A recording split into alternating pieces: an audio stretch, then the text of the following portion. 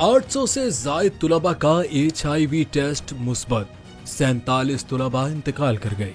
Media reports के मुताबिक भारतीय रियासत त्रिपुरा में HIV पॉजिटिव पाए जाने वाले बहुत से तुलबा ने मुल्क भर के मुख्तलिफ इदारों में तालीम हासिल करना छोड़ दी है।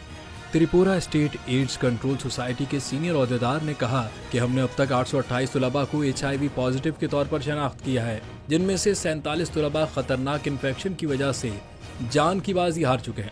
बहुत से तुलबा मुल्क भर के मुमताज इदारों में आला तालीम के लिए त्रिपुरा से बाहर चले गए हैं।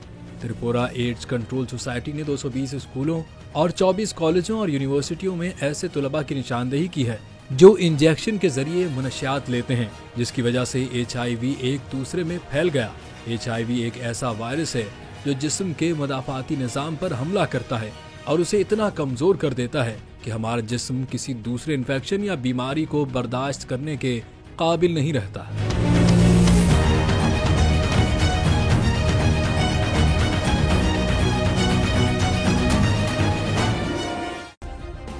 सब्सक्राइब करें और बेल दबाएं ताकि कोई खबर रह न जाए।